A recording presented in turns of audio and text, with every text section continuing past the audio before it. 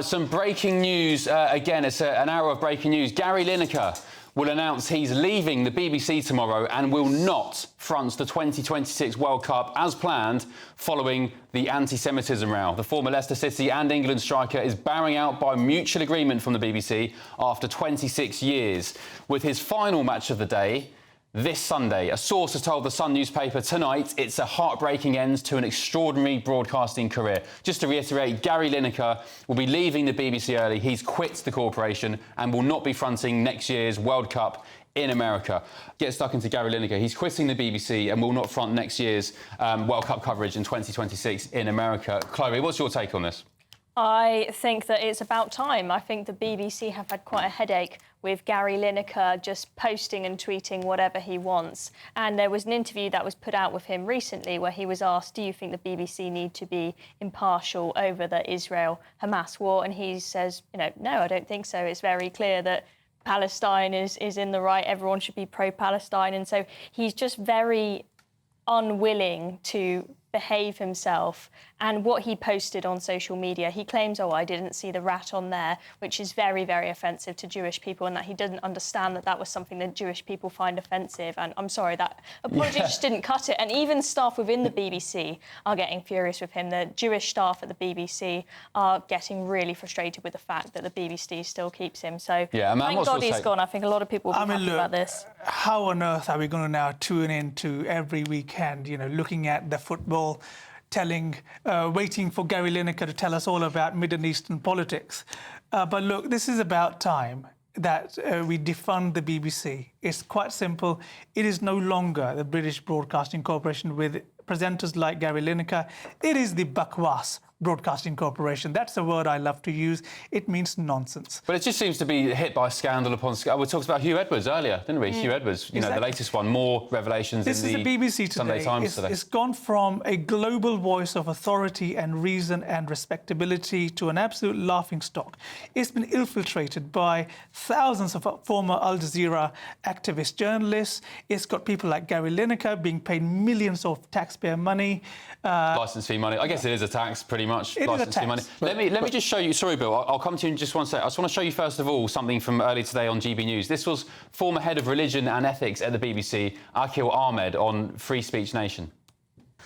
Had he been still contracted or 2-3 years into a contract to do Match of the Day, I think they may be in a much more difficult position, and I think there would have had to have been a much more thorough investigation that may have led to something of that nature. Because obviously you don't just sack somebody for the first thing that they do, depending on what it is. It depends on what it is. Now, on this one, I think it's a very big one. It's a very big mistake. It's not the same as having an opinion that says, I believe there's a genocide or I believe this. The rat emoji or the whole rat thing that he forwarded on, yes, you can apologise, but I think some of these things have to be looked at beyond the apology. Sorry, Bill, go on. What's your take on that? Gary Lineker, I think he's been a great player, a great broadcaster. I'm sad to see him go in some senses, but I think he's pushed his luck once too often with his political views. And a while ago, I reflected, if it had been a BBC broadcaster pumping out right-wing views on the channel, not on the channel, but on his tweets, would I be happy? And no, I wouldn't. And I think his degree of pushing his own political views has become inconsistent with presenting. Should we defund the BBC? Because when a man suggested that, then you kind of sort of grimace. You don't agree with that? No, I still think the BBC is a major asset. And look, you can all have your views, but actually, in a time of crisis, the news broadcaster predominantly people turn to is the BBC. But it needs to get it right more often than it's getting it at the moment. It does need to get it right, but the problem is it doesn't get it right. More often than not, we see the BBC peddling a particular point of view that is not fact, but opinion of its particular presenters and journalists. And that's simply not good enough. And also, it's just unfair on people who have a TV but choose not to watch the BBC. A lot of people do watch the BBC, and aside from news, they actually do put out a lot of great programmes. But it is unfair that someone has a TV and let's say they never tune into the BBC, they've got to fund it. It's just a very outdated model, and I think they realise that themselves. But that means that they put themselves in a position where they are going to get constant scrutiny and constant scandal. If this was a football, TV presenter on a channel that was not funded by people in what is essentially a tax, no one would there care. wouldn't be so much of an outcry, would there? But if you travel around the world, the BBC is regarded, I think, rightly as the best state broadcaster. And the licence fee protects it from government interference and has upheld its independence. Well, I think and I think we throw that away at our peril. Particularly since October the 7th, I don't think the BBC have done themselves any favour. There was that infamous example was it December just gone, or was it the year before, where they reported that Israel had bombed a hospital when in fact it was a Hamas rocket that had gone AWOL. They've made mistakes. Even this evening, Ben, coming into the studio tonight, the BBC put out a headline about the recent conflict between India and Pakistan. It's very sort of, it seemed balanced that we're talking about both sides of the India-Pakistan conflict. They spoke about, in that article that was pushed out on a BBC News breaking news headline on a tweet, saying a Pakistani mosque was bombed by Indian forces. That Pakistani mosque was actually a Islamist terror training centre. But if you read that BBC article, you wouldn't be any wiser. This is what we're talking about. They do not present the full facts. They present opinions laced as left-wing journalists. So according to The Sun, where this story is being published tomorrow, it's on the line tonight, Gary had been due to host the BBC's coverage of the 2026 World Cup in America, but will instead bow out Sunday next week. A source told the newspaper Gary acknowledged his position at the BBC, anchoring the most prestigious tournament in the world in world football, was untenable, and he will not be hosting the World Cup. He offered to step down at the end of the season and did not want the BBC, an organisation he still holds in the highest of esteem, dragged into any further controversy. He remains absolutely devastated by the recent turn of events and is deeply regretful about how his post was interpreted. His last match of the day will air on Sunday, so that'll be next week, and he won't be back. I wonder, Bill, how much the BBC will be paying him to leave early. Will he be getting a golden goodbye? How much of licence fee cash is going to be thrown at Gary to, I don't know. If it's his decision, as that briefing to The Sun suggests, then I don't think he's entitled to any compensation. I mean, it will depend on the details of his contract, right? But I mean, Hugh Edwards got a heck of a lot of money even when he wasn't working. But we'll see what the details of the contract are. I think that it's good that the BBC have finally pushed him out. I know he says he's quitting himself, but we know what happens in these cases because like, the campaign against anti-Semitism, for example, they were staging protest after protest outside the BBC. We've had that whole controversy with that documentary that came out where you've got the son of a Hamas figure narrating the documentary. Which he doubled down on. We had that report that said that the BBC have breached their own guidelines over 1,500 times over the Israel-Hamas war. I feel like they have to show that they're taking a stand because people are genuinely starting to think that this is an anti-Semitic association. I take Gary at face value. I genuinely don't think he's anti-Semitic, but he is part of a liberal set of opinion that get allied with some extreme nutters who are deeply anti-Semitic, and I think they need to be very, very careful. And you know what, Bill? In our free democracy, people are, free to hold such lunatic fringe element views. That's what free democracy is all about. But what I have a real issue with is the taxpayer. Well, the BBC licence fee shouldn't be made to pay at the cost of a criminal record of being made to pay for these people in terms of, funding their multi-million-pound salaries. Come on, the media is a competitive business and all media organisations pay high salaries. GB News is not funded by at the cost of sending someone to prison for watching it. Neither should the BBC. I've got a statement from Gary Lineker, of course. We've read it a few times, but just in the interest of balance, he said, on Instagram, I reposted material which I've since learned contained offensive references. I very much regret these references. I take full responsibility for this mistake. That image does not reflect my views. It was an error on my part, for which I apologise unreservedly. And by the way, Chloe, just talking about contracts and so on, Hugh Edwards is keeping his $400k a year pension from the BBC. $400k a year, by the way. A massive amount, because there was no morality clause in his BBC contract. In any normal job, especially on-screen talent at broadcast and so on, there's morality clauses where if you drag your employer, your network, your brand into disrepute from, degenerate behaviour or indeed criminal behaviour, you don't get your perks and benefits, your golden goodbyes, your pensions and so on. It goes without saying. But for some reason, Hugh Edwards didn't have that in his contract to the BBC.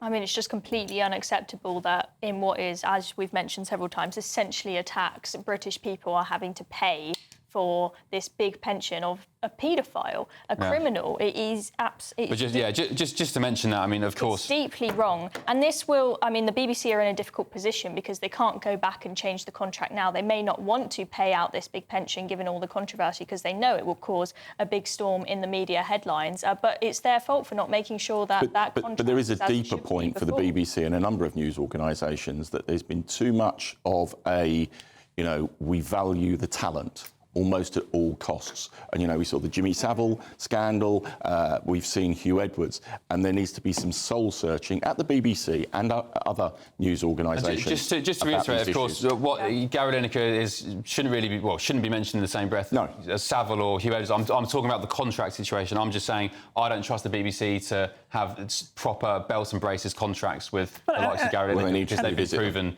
lacking on that. And the big difference is the free market should be allowed to take care of it.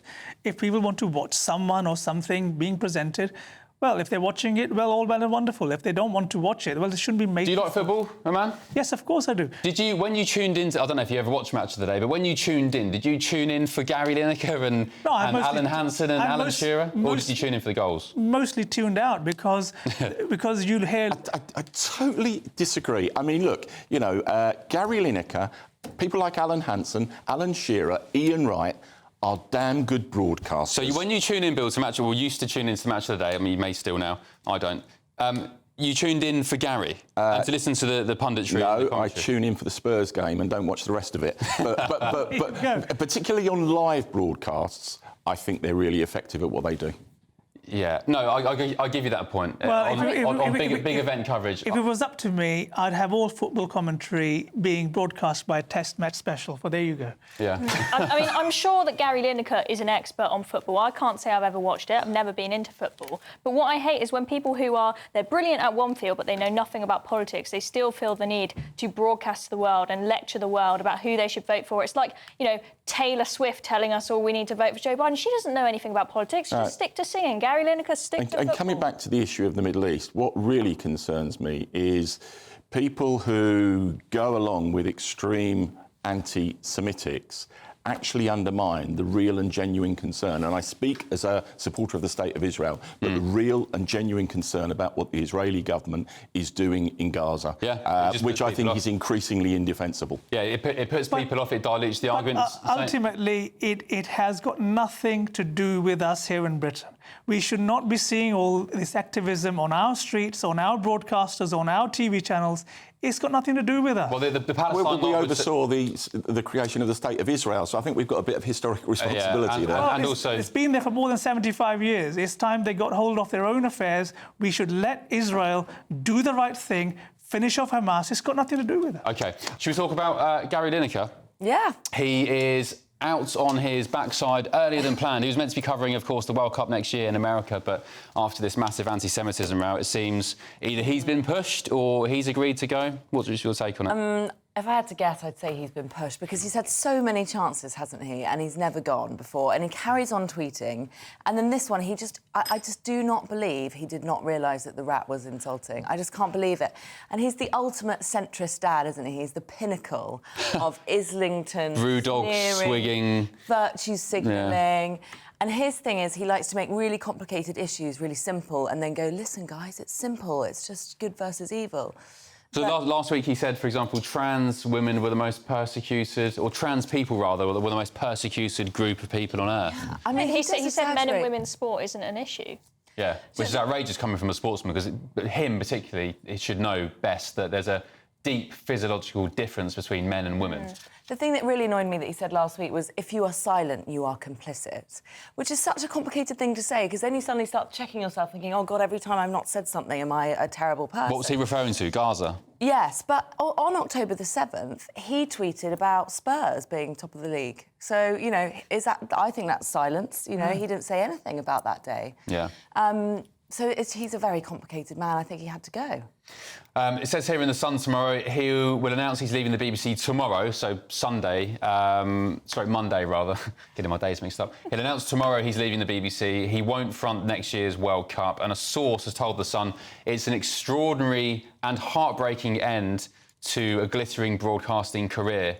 It comes, of course, 5 days after he apologised for that social media post. The source said Gary acknowledged his position at the BBC, anchoring the most prestigious tournament in world football, next year's World Cup, was untenable, and he will not be hosting the event. He offered to step down at the end of the season and did not want the BBC, an organisation he still holds to the highest of esteem, dragged into any further controversy. So these source quotes, just explain, Charlotte, source quotes for people that don't know. You work in the newspaper industry, you've got source quotes. These source quotes to me sound like it's from the BBC. Yeah, and a carefully curated PR exercise on how to announce that Gary's leaving. Yeah, I mean, I thought it's very interesting that his ex-boss at the BBC did a big piece in the Times, I think it was today actually, saying, I didn't think it would end like this. I mean, I don't want to be a conspiracy theorist, but I just have a feeling that they knew this was coming, this announcement, and they were just leaking out stories all week with the knowledge that this was happening. Because I just thought, literally, a former boss saying, I didn't think it would end like this, in the morning of the Sunday Times, and in the afternoon, this coming out. But yeah, often when it says sources close to, and it reads very formally like that, it basically is the BBC. Yeah. Well, sources close to often also mean the person themselves who is speaking and doesn't wish to be quoted directly. I thought maybe that was Gary's quotes, actually. Yeah, no, I think they are. But look, I have got some respect for him, but I've made clear I think it was one statement too far, and I think since this it's been unravelling, and it's been going on day by day. And probably my instinct is it was a mutual conclusion from Gary and the BBC that this can't go on, and they've therefore reached this agreement that he's going to go. He's got this goal hanger podcast empire now, doesn't he? It's quite successful. So hugely successful. He doesn't really need the BBC paycheck anymore, even though he's incredibly well paid by the BBC. His other business is really successful. And that, of course, is all about being a centrist dad. The rest of politics is kind of... They say it's kind of people from Islington agreeing with each other. And, yeah, so he can be himself there. If he's going to be a sort of Twitter, tweet, Instagram... Well, that's exactly what as you said, a friend has said, Gary remains passionate about speaking out over perceived injustices in the world and will continue to call out things he believes to be wrong. He'll be able to speak without the shackles of the non-partisan BBC and has already had a lot of TV offers to mull over. And, of course, he'll be cheering on England like any fan this summer. I wonder what TV offers he's had. I mean, it's a dangerous time to sign him up, actually. ITV, for example, would be quite well. Is he out there, Gary? It's after my job. Right. Yeah, no, I wonder. Having said that, I restate, he was a damn good broadcaster, and for people who are interested in football, he was a class act. Yeah, but I think this was just the cherry on top of many tweets and outbursts. I mean, Charlotte, you rightly said he often sees things very much in black and white, and so will fire off these crazy tweets like saying that an immigration policy is something out of 1930s Germany, him saying we cannot be silent on Gaza because it is 100% black and white, just one side of the argument is right. He doesn't think the BBC needs to even show both sides because he thinks only one side is right. And then this was very much just a cherry on top. If it was just this one post, he might not be leaving now, but... There's been a lot of tension running for a long time. It's been a long time that the running joke is that every single copy of The Guardian is exported to the BBC head office. But no, it's true. There was a freedom of information request some years ago. Charlotte, you'll be familiar with this. Somebody FOI'd the BBC on which newspapers they buy the most, and The Guardian came out top. Yeah. And the likes of The Telegraph and The Mail came out least. So they spent the most money of licence fee cash on The Guardian. The thing is, in our free democracy, we allow for such fringe elements to hold such fringe views and broadcast them whatever they wish, but it shouldn't be at the cost of people being forced to pay for listening to those fringe views. And that's my biggest point with this. It's time to defund the BBC. We shouldn't be made to pay at a cost of a criminal record to pay for people who are... But, man, I will say I don't know if you're a Tory still or what, but you were... I'm a small C Conservative. You're a Tory member still? I'm a small C Conservative. The Conservatives had the chance to defund the BBC. Indeed, and did. Sort out Channel 4. Nadine Dorries banged on about it for months and months, maybe even years, and then bottled it. Indeed. And that's So who's going to defund the BBC? Well, we're certainly not this lot. And as far as I understand, I think they are set in stone until for the next, 10 years, since the Conservative government extended their licence fee, acceptance. But the problem is, if you go to any other big free democracy, show me one other free democracy where taxpayers are made to fund people talking about things that they mostly don't agree with. It's been anti-Brexit. But we have a better state broadcaster than do virtually not. anyone in the world. We do not. We really do not. Do you agree with that, Charlotte? No, we really do not. I do. In some ways, What do you like about the BBC? I just love I'm a small C Conservative, so I just love the tradition of having a really well-funded public broadcaster. And when you go over to America and you see PBS, it's not a good quality broadcaster. And I have to say, the BBC. I mean, it is incredibly biased and it's very frustrating, but some of the programmes and the output it puts out makes you proud to be British. It's really good British comedy, British series. I do think it is part of our culture. It's something we've all grown up with, and most of us have all grown up watching Doctor Who, both me and my parents. And I think the problem But even now Doctor Who, Chloe. It's now become woke. It's now become trans woke. Doctor Who, They were once disabled a great black... broadcaster, and now they've become woke. Even the supposedly non-political shows like Doctor Who are going that way. And I think the problem with both Gary Lineker and the BBC in general is that they very much live in a bubble. So they might think, I'm putting out something that is unbiased, but their idea of the centre ground and unbiased is completely off whack with reality. Centrist dad syndrome. Exactly. The problem. It is. But, I call it the Peppa Pig phenomena. I was on a train journey last year during the Indian general election in the very sticks of North India, and a couple with their young kids sitting next to me on the train. Their kid was watching Peppa Pig in the very British English accent you could ever hear, and the kid was speaking in a very British accent. This is an Indian kid in the middle of nowhere. But the point is... Yeah, but Peppa's not BBC. Well, exactly. That's my point. Most of the BBC's output is not BBC produced. It's outsourced to private producers. So what's the point of the BBC being funded? OK. All right, let us know what you think. gbnews.com/your say. I will get to your comments. Lots on Gary Lineker. One of you said goodbye or good riddance to bad rubbish, as far as I'm concerned. So, yeah, say what you really think. Keep them coming in.